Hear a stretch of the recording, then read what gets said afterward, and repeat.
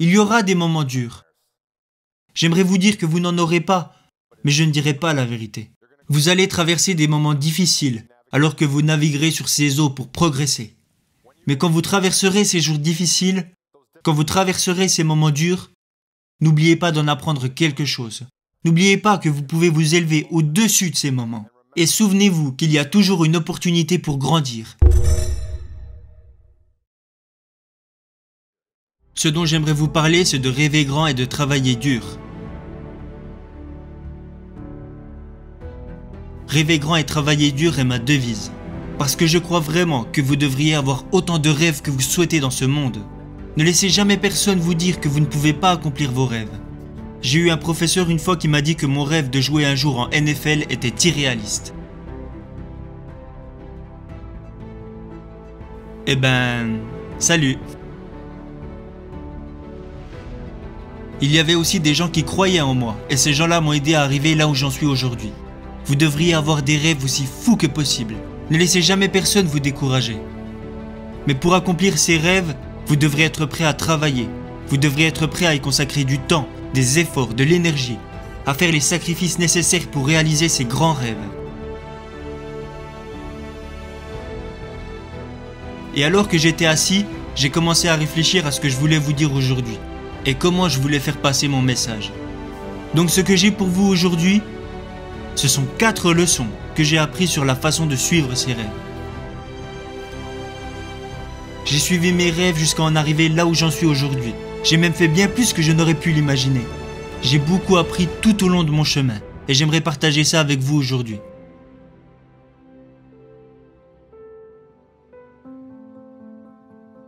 J'ai grandi à 45 minutes d'ici, à Pewaukee, dans le Wisconsin.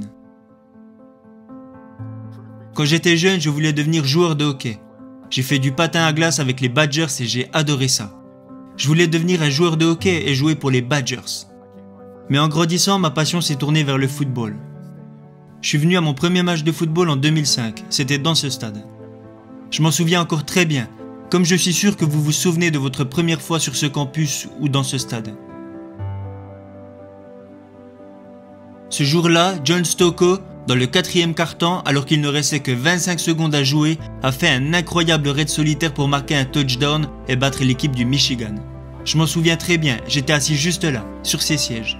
Et je me disais, voilà, c'est ça que je veux faire. C'est ça mon rêve. Je veux devenir un Badgers du Wisconsin. Malheureusement, les coachs n'étaient pas du même avis. Ils m'ont dit que j'étais trop frêle pour jouer ailier rapproché et qu'il n'y aurait pas de bourse d'études pour moi.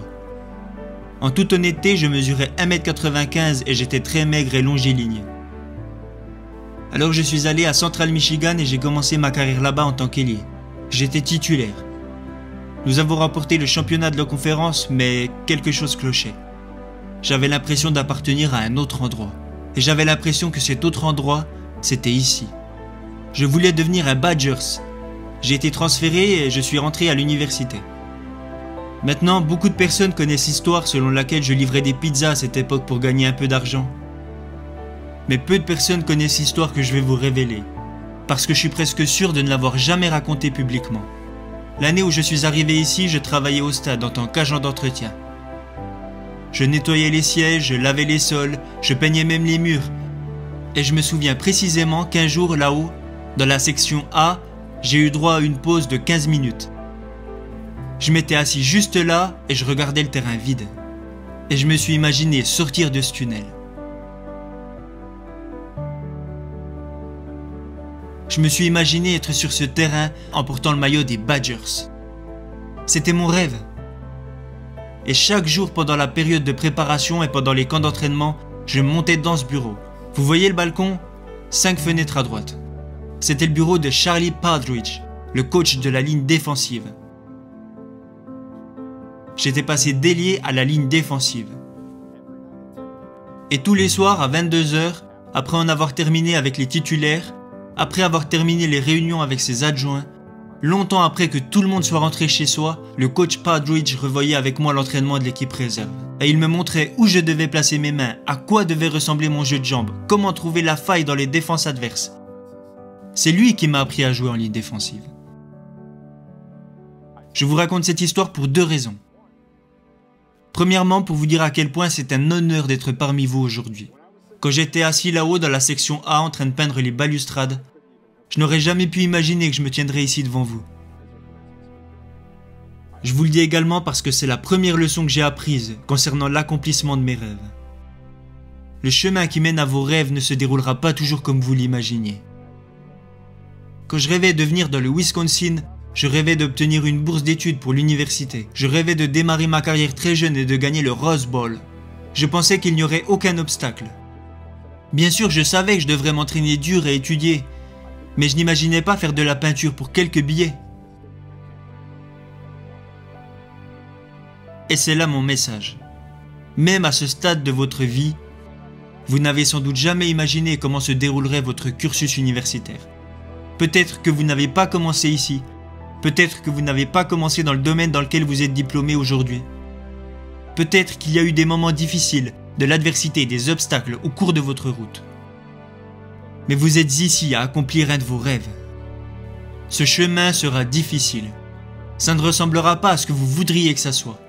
Mais au final, si vous restez concentré, si vous restez vrai, si vous avez la passion pour votre rêve, alors vous y arriverez. Peu importe à quel point votre route sera tortueuse.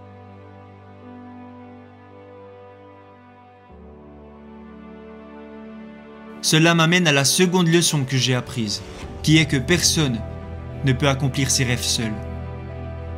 Je vous mets au défi de trouver quelqu'un sur cette planète qui a réalisé ses rêves sans l'aide de personne. Personne ne l'a fait.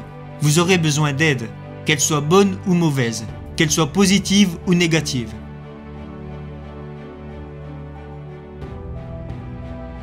Positivement, mes parents m'ont aidé financièrement quand j'ai commencé alors que je n'avais pas réussi à décrocher de bourse. Le coach Partridge m'a aidé en m'apprenant à jouer en ligne défensive. J'ai de la famille, des parents, des amis, des professeurs, des entraîneurs, des coéquipiers qui m'ont tendu la main tout au long de mon chemin, de tant de manières positives. Mais vous devez vous demander, comment peut-on aider négativement? En 2011, j'ai été sélectionné au premier tour de draft par les Houston Texas. C'était l'un des plus beaux jours de ma vie. Mon rêve était en train de devenir réalité. J'étais euphorique. J'ai pris dans mes bras ma famille et mes entraîneurs d'université qui étaient là avec moi. Toutes les personnes qui m'avaient aidé à concrétiser ce rêve étaient présentes.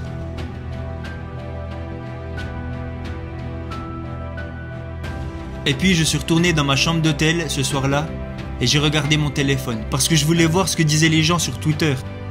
Et je voulais voir comment était la réaction là-bas à Houston. J'ai cliqué sur la vidéo de la draft party au stade de Houston et la première chose que j'ai vue, c'était un mec qui me huait en crachant ses poumons.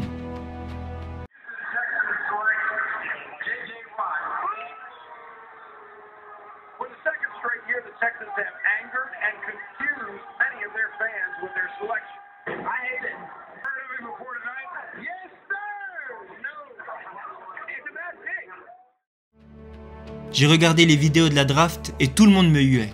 Tout le monde me huait sauf 2 personnes. Je me souviens avoir regardé ces vidéos en me disant « Ok, c'est là-dedans que je vais puiser ma motivation. » Vous pouvez encaisser la négativité de 2 façons. J'aurais pu me dire « Oh non, comment vais-je convaincre ces personnes? C'est horrible !» Mais au lieu de ça, je m'en suis servi comme motivation. Mon objectif était d'arriver à Houston et de travailler dur pour conquérir et mériter le respect de ces gens. There have been disappointed people, and that's fine with me. I've been doubted before, and I have confidence in myself as a football player. Vous pouvez utiliser l'énergie négative pour alimenter vos rêves. L'exemple le plus récent de l'aide que j'ai reçue de quelqu'un est venu pendant les saisons 2016 et 2017, quand j'ai été frappé par les blessures. En 2016, j'ai dû me faire opérer une seconde fois du dos, ce qui a mis fin à ma saison. Et en 2017, je me suis cassé la jambe. Et entre ces 2 événements, ma petite amie s'est déchiré le ligament croisé antérieur. Je venais à peine de me remettre de mon opération du dos pour pouvoir l'aider. Et alors qu'elle commençait sa rééducation et qu'elle commençait à peine à marcher à l'aide d'une attelle, je me suis cassé la jambe. Je ne pouvais plus marcher. J'ai dû rester allongé sur le canapé pendant 2 mois, sans pouvoir me lever. Et ma copine, qui se remettait à peine de son ligament croisé, devait prendre soin de moi. Je me souviens très bien que j'étais assis dans ma cuisine un jour et j'ai totalement craqué. Je me suis effondré. J'étais dévasté. J'étais en larmes et je ne pouvais rien faire. J'étais censé être celui qui devait prendre soin d'elle. J'étais censé être celui qui devait prendre soin des autres. Je n'étais pas censé être celui qu'on aide. C'est ce jour-là que j'ai compris que peu importe à quel point vous êtes grand, peu importe à quel point vous êtes fort, peu importe à quel point vous êtes coriace, tout le monde a besoin de demander de l'aide à un moment de sa vie. Nous avons tous besoin d'un coup de main.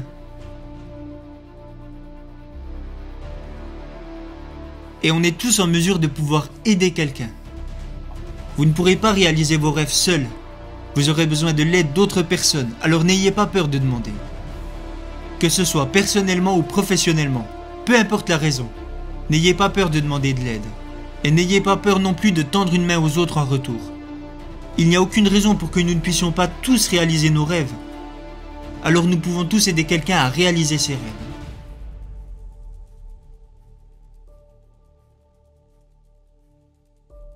La troisième chose que j'ai réalisée, c'est que, tout comme vous pouvez apprendre en poursuivant vos rêves, vous pouvez également apprendre à travers vos cauchemars.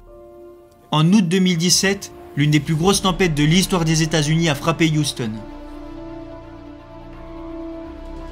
La ville était sous l'eau. Les gens ont perdu leur maison, il y avait des inondations, des gens étaient bloqués.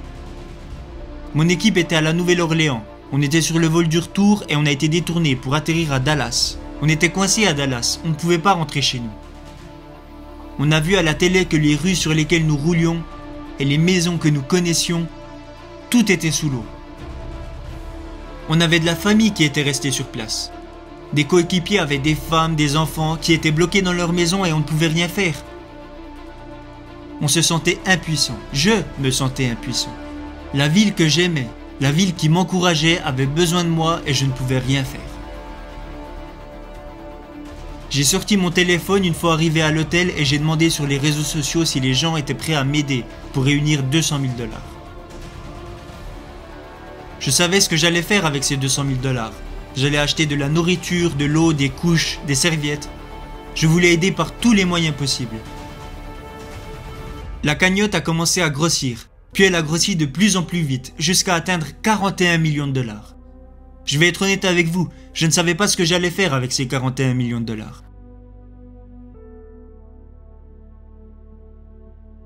Avant l'ouragan et avant la collecte de fonds, j'avais développé une attitude un peu négative, une attitude cynique même.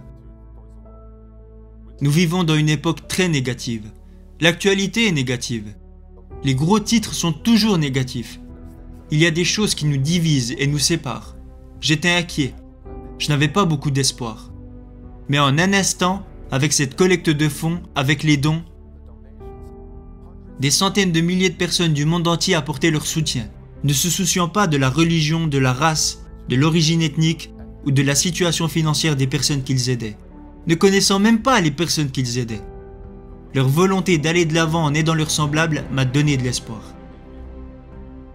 Il y a de la raison, il y a de la bonté, il existe une véritable humanité dans ce monde.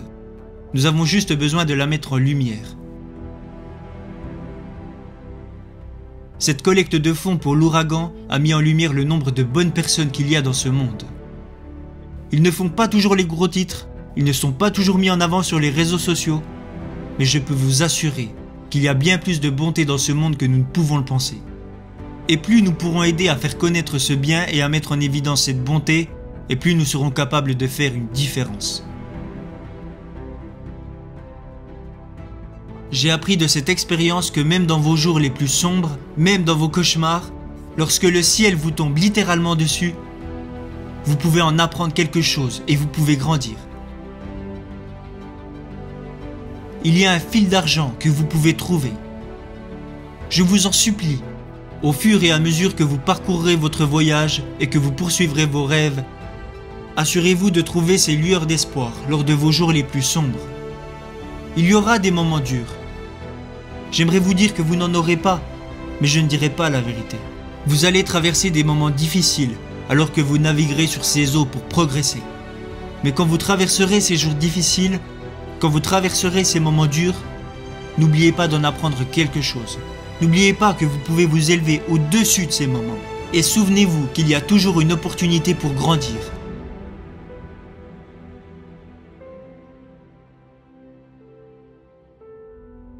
La dernière chose que j'ai apprise en poursuivant mes rêves, c'est qu'il me reste encore énormément à apprendre. Je sais que je ne sais pas tout. Personne au monde n'a toutes les réponses. Ils peuvent vous mentir et vous dire qu'ils détiennent la vérité. Ils peuvent publier sur les réseaux sociaux et agir comme s'ils avaient une vie parfaite, mais personne ne l'a. Il y en a beaucoup qui ont de belles vies et j'ai la chance d'être l'un d'entre eux. Personne n'est parfait. Personne n'a tout compris. Lorsque vous êtes arrivés ici, certains d'entre vous avaient peut-être déjà une idée du métier qu'ils voulaient faire, mais je suis sûr que la plupart d'entre vous n'en savaient rien. Quand je suis ici et que je pense à ce que je veux faire après ma carrière de footballeur, certains jours je pense avoir toutes les réponses. Certains jours je sais exactement ce que je veux faire. Les autres jours je suis assis là avec ma tasse de café, le regard dans le vide, et je me dis « Qu'est-ce que je vais faire de ma vie ?» Je suis sûr que vous êtes déjà tous passés par là. Vous en êtes à un point où vous avez toute votre vie devant vous. Vous venez d'obtenir un diplôme d'une des meilleures universités du pays et vous avez le monde entier et tant d'opportunités qui vous attendent. Vous ne savez peut-être pas quel est votre rêve. Vous ne savez peut-être pas ce que vous voulez accomplir. C'est pas grave. Mais quand vous le comprendrez, j'espère que vous vous souviendrez des 4 leçons dont je vous ai parlé aujourd'hui. Lorsque vous réaliserez votre rêve, rappelez-vous que ce ne sera pas un chemin sans embûches. Restez engagé. Ne perdez jamais de vue ce que vous voulez accomplir. N'ayez pas peur de demander de l'aide en cours de route. Et n'ayez pas peur d'aider les autres sur leur chemin. N'oubliez pas qu'il y aura des jours difficiles, vous traverserez des moments durs. Ce seront des opportunités d'apprentissage, des opportunités de croissance. Et rappelez-vous qu'il vous reste encore beaucoup à apprendre. Personne n'a toutes les réponses, et vous ne les aurez probablement jamais. Mais c'est pas grave. Continuez d'apprendre, continuez d'inspirer, et continuez de vous efforcer de devenir la meilleure version de vous-même.